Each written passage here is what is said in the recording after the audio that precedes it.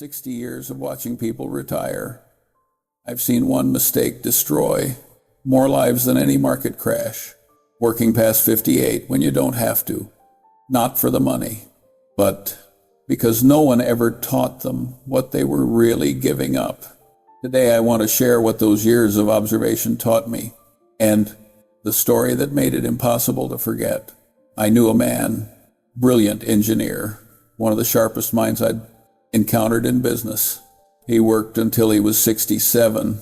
He was proud of that, called himself indispensable, said he wanted to leave something substantial behind. He had plans, travel with his wife, time with grandchildren, finally learning to sail. He died at 69, 2 years. That's all he got, 2 years of retirement after 45 years of work. I remember visiting him shortly after he retired. There was a lightness about him I'd never seen before. He showed me a list he'd made, places to visit, books to read, things he'd postponed for decades. Now it begins, he told me. Now I actually get to live. The first year was good. He took his wife to Europe. He started restoring an old boat. He seemed younger somehow, like the weight of all those years had finally lifted. Then the diagnosis came 18 months later. I attended his funeral. I stood there thinking about that list, about all those years he'd spent building a retirement he barely touched, about the trips still unchecked, the books still unread, the grandchildren who'd only known him as too busy.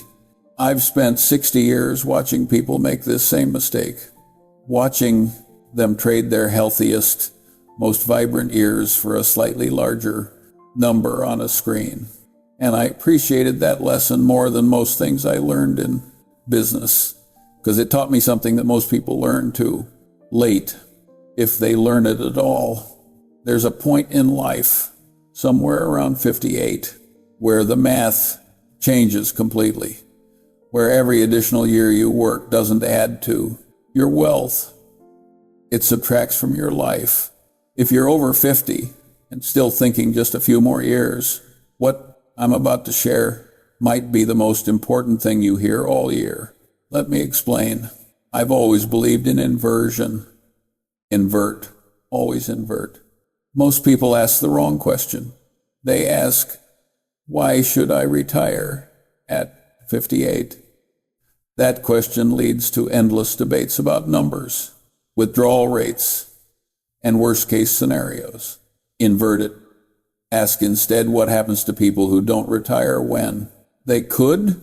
I've watched this pattern for 60 years. The destruction follows. Predictable paths. First, their health collapses, not gradually, suddenly. The stress they've been absorbing for decades comes due all at once. Heart attacks at 63, strokes at 65, diagnoses that arrive just months after the retirement party. I knew a man, brilliant executive, ran a division of 400 people who worked until 66 because he wasn't ready to stop. 3 months into retirement, massive heart attack. Survived, but the retirement he'd imagined, hiking, travel, active, grandparenting, became impossible. The body keeps a ledger. It always collects what it's owed, usually with interest. Second, their relationships wither. I've seen marriages that survive 40 years of work fall apart in the first year of retirement. They'd become strangers, living in the same house, spent so long building careers that they forgot to build a life together. One man told me his grandson was afraid of him. I was never there, he said, just a stranger who showed up at Christmas. By the time I retired, he was a teenager who didn't need me anymore. His voice cracked when he said it. All that money in the bank, and he couldn't buy back his grandson's childhood. Third, their identity shatters. After decades of being the VP or the senior partner, they suddenly become nobody. Phone stops ringing. Emails slow down. The purpose they built their entire sense of self around vanishes overnight. I watched a former CEO, commanded boardrooms for 30 years, become deeply depressed within 6 months of retirement. Not because of money, because nobody asked for his opinion anymore. Nobody needed his decisions. He'd spent his whole life being important. Suddenly he was just another old man at the coffee shop. And fourth, the cruelest one, they discover they have money, but no life left to spend it on. The trips they'd planned, knees can't handle them. The hobbies they'd postponed, no energy left. The grandchildren they'd watch grow up, already teenagers who don't need them. One woman told me she'd saved her whole life for a trip around the world with her husband. By the time they retired, he had Parkinson's. They never took the trip. We could afford it 10 times over, she said. But we couldn't do it. Not anymore. That's the inversion lesson. Don't ask what you'll gain by working longer. Ask what you'll lose, because the losses are permanent. By the time you see them clearly, it's usually too late. Here's something fascinating from a 2025 survey. 63% of Americans worry they'll have to return to work after retiring. 63%. Nearly 2/3 living in fear of something that almost never happens. A wealth advisor with 25 years of experience recently admitted he's had only one client who seriously tried to re-enter the workforce. One person out of hundreds. And that person found it nearly impossible to get rehired. The fear is real. The threat is not. What actually happens? People cycle their retirement. They consult. They mentor. They work part-time, not because they need the money, but because they need the purpose. 81% say retiring today is harder than it was for their parents. But harder doesn't mean impossible. It means different. The old model, work until 65, collect a pension, die at 75, is gone. Today you might retire at 58 and live another 40 years. Life expectancy was 75 in 1987. Now it's approaching 80. Smart advisors plan, assuming you'll live to 100. That's not a crisis. That's an opportunity, but only if you understand what you're actually afraid of. And here's the paradox that proves it's not about money. Even people with millions still worry they'll run out. The scarcity mindset doesn't care about your account balance. It cares about your identity. Here's a framework that changed how I think about life after work. And once you see it, you can't unsee it. Retirement isn't one long phase. It's 3 distinct seasons. And most people don't realize they're already in the first one. Or worse, they've already missed it.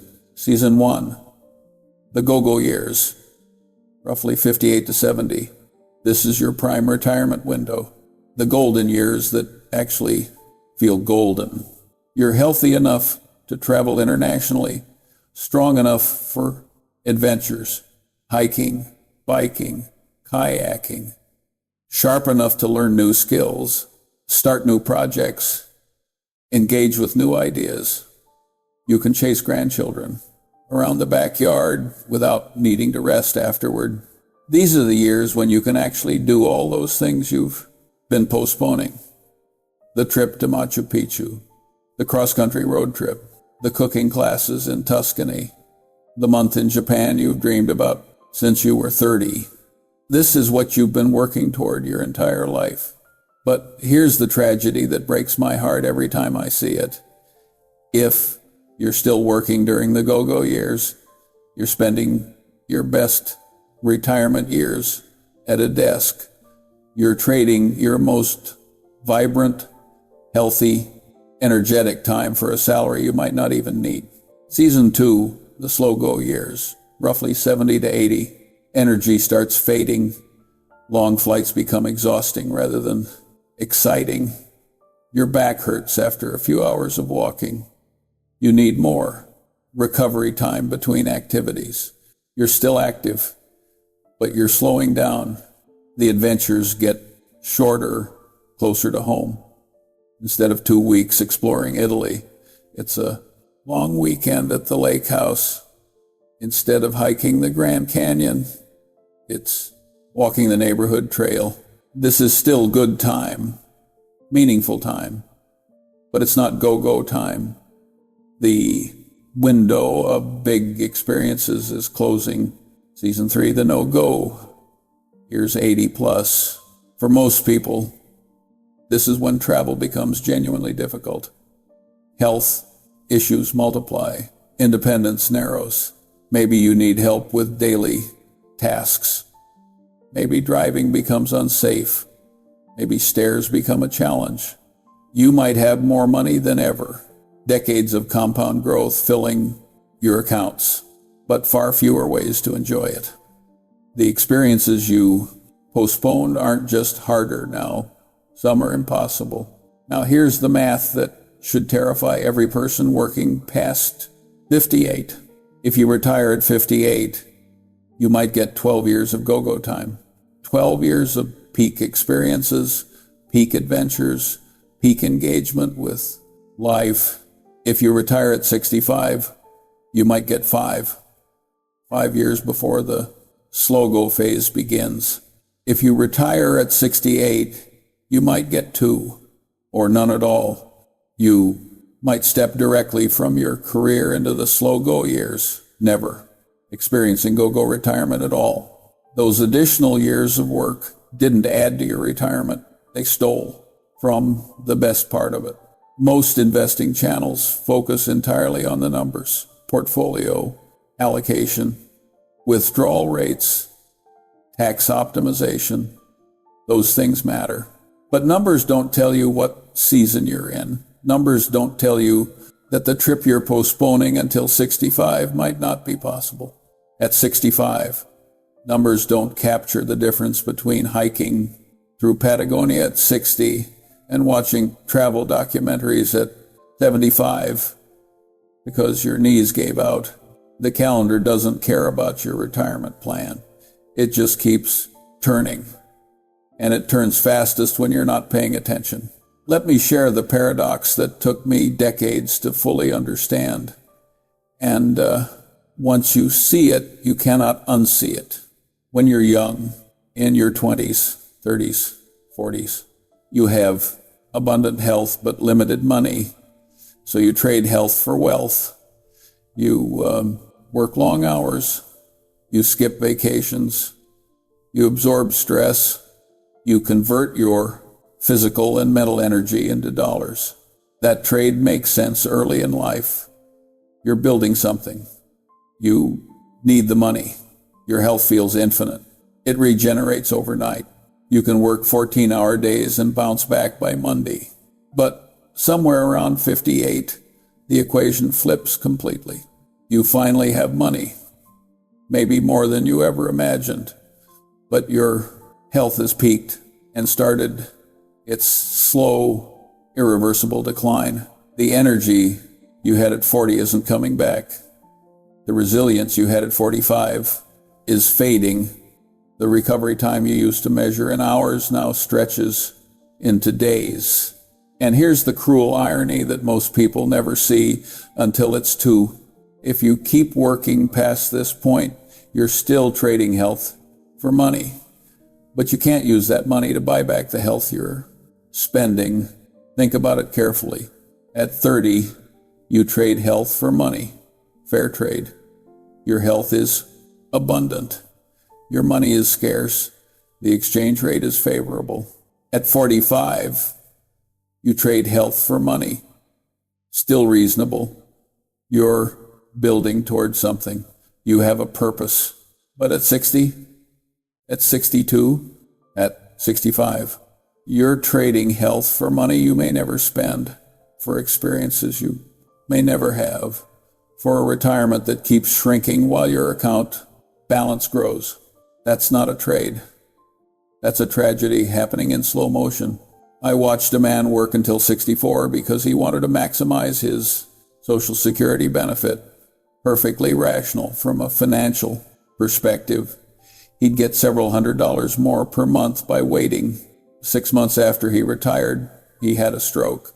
He survived, but the active retirement he'd planned became impossible.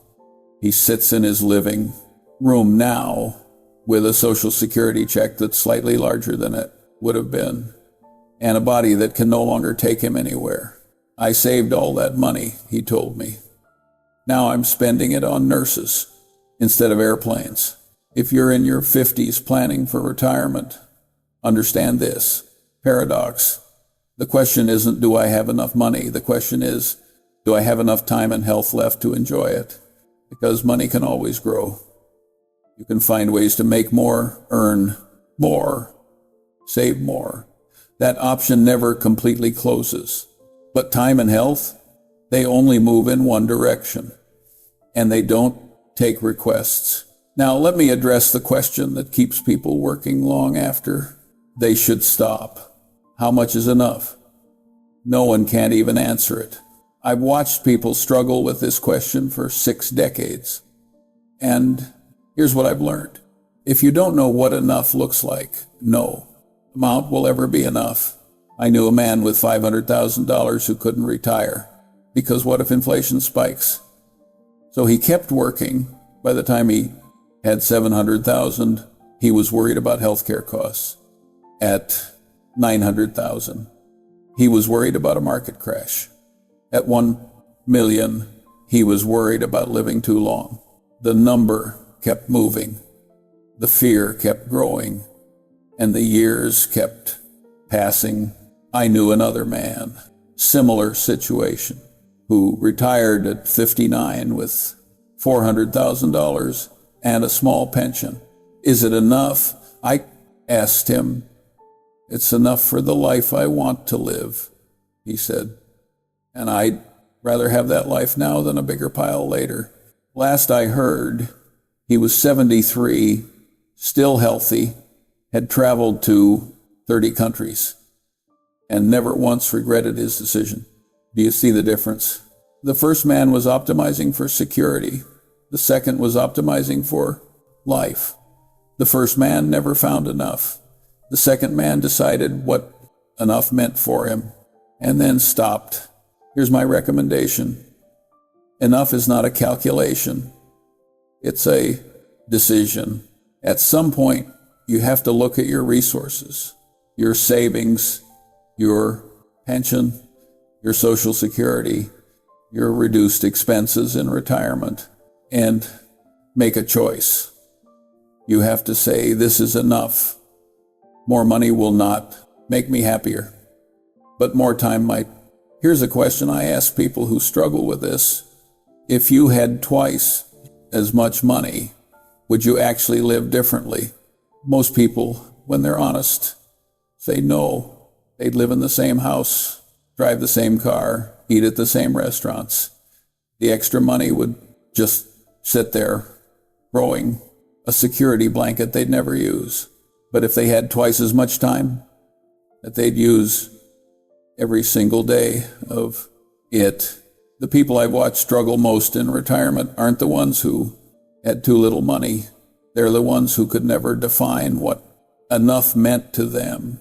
They spent their whole lives building a bigger pile without ever asking what the pile was for. And when they finally stopped working, if they stopped at all, they often discovered that the pile couldn't give them back what they'd sacrificed to build it. Here's an objection I hear constantly. I would retire, but the market looks uncertain right now. Or I'm waiting for interest rates to come down. Or I'll retire after the next election. Let me be direct. This is fear disguised as prudence. The financial climate is always uncertain. There's always a reason to wait. In 60 years, I've never seen a moment when everyone agreed it was the perfect time to retire. Here's what 60 years taught me. If you're waiting for the perfect conditions to retire, you'll work until you die. The question isn't whether the market is up or down. The question is whether your plan is solid enough to survive whatever the market does. A well-built retirement plan doesn't depend on market timing. It depends on diversification, reasonable withdrawal rates, and flexibility to adjust when conditions change. The people who retire successfully aren't the ones who picked the perfect moment. They're the ones who built a plan that could handle imperfect moments. Most retirement advice focuses on portfolio allocation and safe withdrawal rates. That matters, but it's not what keeps people working past 58. What keeps them working is fear. And fear will always find a reason to wait. At some point you have to decide, am I waiting for the right conditions, or am I just afraid to stop? Speaking of fear, let me tell you what actually keeps people working past 58. It's rarely about money, at least not the way they think. After 30 or 40 years of work, your job isn't just your income. It's your identity, your title, your daily structure, your sense of purpose, your social network, your reason to get dressed in the morning. When someone asks, what do? You have an answer. You know who you are. You have a place in the world. Retirement threatens all of that. And that threat is far more terrifying than any spreadsheet projection about running out of money. I've watched executives break down not because they ran out of money, but because they no longer knew who they were without their job. They'd spent decades being the CEO or the partner or the expert. Their self-worth was completely wrapped up in their professional identity. And suddenly, they were just a person, a retired person, someone who used to be important. One man told me he spent the first 6 months of retirement feeling like a ghost. I'd go to parties and people would ask what I do, he said. I'd say, I'm retired. And you could see them lose interest immediately. I used to be someone people wanted to talk to. Now I was just another old guy. That loss of status, of relevance, of importance, it's devastating. And many people stay working specifically to avoid facing it. Here's what most advice misses. The income from work isn't just financial, it's psychological. And replacing the psychological income is often harder than replacing the paycheck. Many people stay working not because they need the salary, but because they need the structure. They need someone to tell them where to be and what to do. They need to feel needed. I knew a woman who kept working until 68, even though she could have retired at 60. When I asked why, she was honest. I don't know who I am without my job. I'm afraid to find out. That's not a financial problem. That's an existential one. That's why retirement planning can't just be about money. It has to be about meaning. What will you do with your time? Who will you spend it with? What will give you purpose when the job is gone? What will you say when someone asks what you do? If you don't answer these questions before you retire, you'll either stay working forever, or you'll retire and discover that having time and money doesn't automatically create a good life. The people who thrive in retirement aren't the ones with the biggest accounts. They're the ones who built an identity beyond their job title. They have hobbies they're passionate about, relationships that don't depend on professional networking, projects that excite them independent of any paycheck. Start building that identity now. Don't wait until you're forced to find it. Let me be specific about what you're trading when you work past the point of enough, because these aren't abstract concepts. They're irreversible losses that no amount of money can undo. One time, this sounds obvious, but people don't feel it until it's gone. Every day you work after 58 is a day removed from your retirement. It doesn't roll over. It doesn't accumulate interest. It doesn't wait for you in a vault somewhere. It simply vanishes.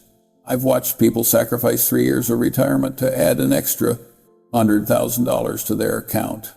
That's roughly $33,000 per year of life traded. Is that a price you'd consciously pay? Most people wouldn't, but they pay it anyway without ever doing the math.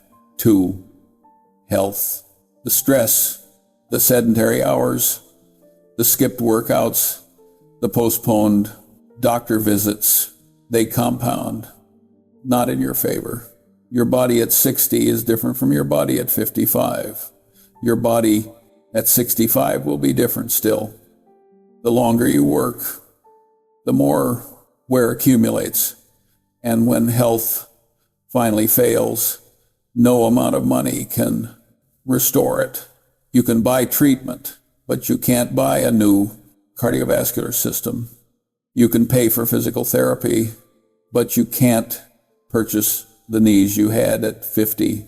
I knew a man who worked until 66 to fully fund his retirement. Healthcare. Ironically, the stress of that extra work contributed to the heart condition that now consumes most of his healthcare budget. 3, relationships. Your spouse is aging too. Your children are building their own lives. Your grandchildren are growing up faster than you can believe. Every year you're at work is a year you're not deepening these connections. And relationships that wither from neglect don't always revive when you finally have time. Some damage is permanent. I've seen couples who had nothing to say to each other after retirement. They'd spent 30 years being roommates who worked, not partners who lived. By the time they had time for each other, they'd forgotten how to be together. 4, experiences. The trip to Japan you'll take someday, your knees might not allow it at 70. The sailing lessons you've always wanted, your reflexes, might not be quick enough at 68. The hiking trip through New Zealand, that window closes faster than you think. Experiences have expiration dates that money can't extend. I've lost count of the people who saved for decades for dream trips they could never take.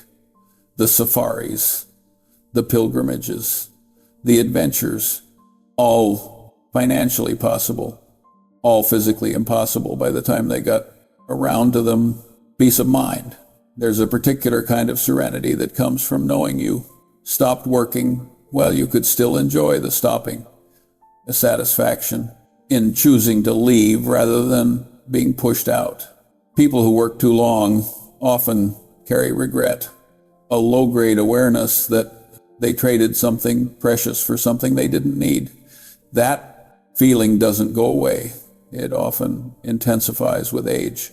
This is what I mean when I say the math changes at 58. Before that point, working more genuinely adds to your life. The money creates security. The purpose creates meaning. The trade-offs are worth it. After that point, you're spending assets that don't regenerate. You're trading irreplaceable resources for replaceable ones.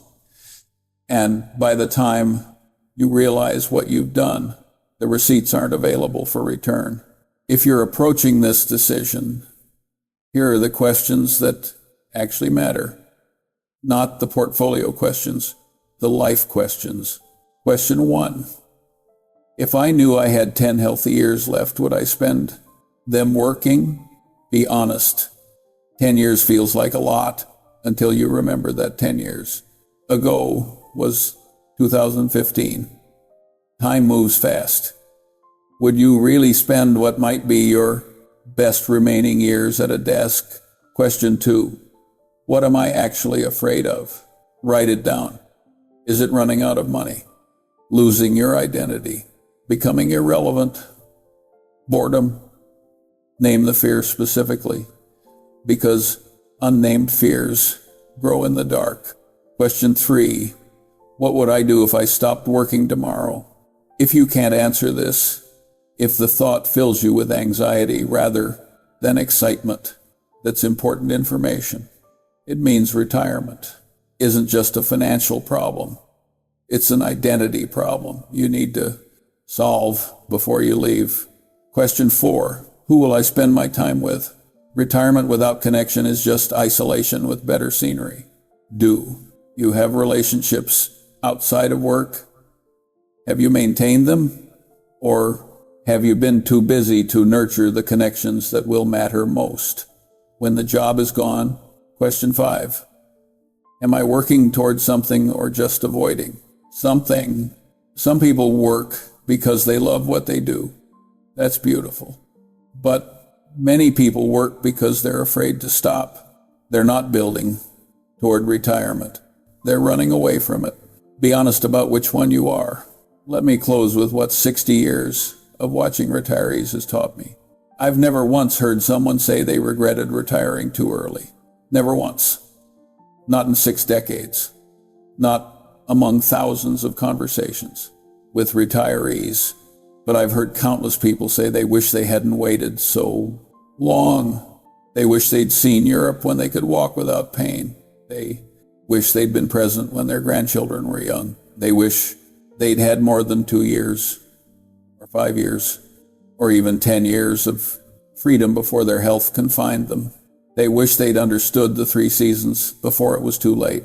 They wish someone had told them that go-go time is precious and limited. They wish they'd run the numbers honestly instead of letting fear make the decision for them. The recurring theme is always the same. They waited for a number and missed a life. One man put it perfectly. He was 82 in assisted living, unable to travel anymore. He'd worked until 70 because he wanted one more year of income, then another, then another.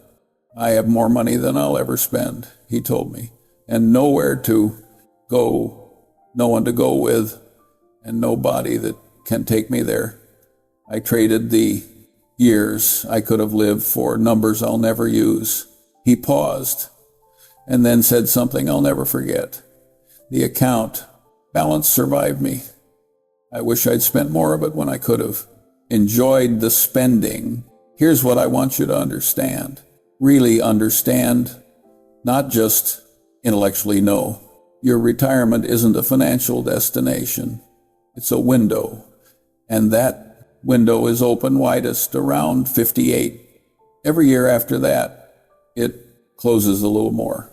Not all at once, gradually, imperceptibly, until one day you realize it's barely open at all. If the math says you're ready, you probably are. Not ready, meaning you'll never worry about money again. That kind of certainty doesn't exist for anyone. But ready, meaning you have enough to live, reasonably adjust when needed, and still experience what remains of your healthiest years. My approach to wealth has always been about avoiding stupidity rather than seeking brilliance. And the stupidity I've watched destroy more retirements than any market crash is this: optimizing for more money while the window slowly closes. People work one more year for an extra $50,000 and lose a year of go-go time worth infinitely more. People delay retirement until the perfect moment and discover there is no perfect moment, only moments that pass while you're waiting. People save for a retirement they never take and leave behind full accounts and empty lives. The goal was never to die with the biggest account balance. No one at your funeral will mention your net worth. No one will praise your conservative withdrawal rate. No one will admire your well-diversified portfolio. The goal was to live, really live, while you still can, to be present for the moments that matter, to use the money you've spent a lifetime accumulating for the purpose you accumulated it, freedom. So here's my challenge to you. If you're over 58 and still working because you think you need to run the numbers, really run them. Not with fear, but with honesty. Not for the worst case, but for the realistic case. You might discover you've been ready for years. If you're over 58 and working because you're afraid to stop, name the fear. Write it down.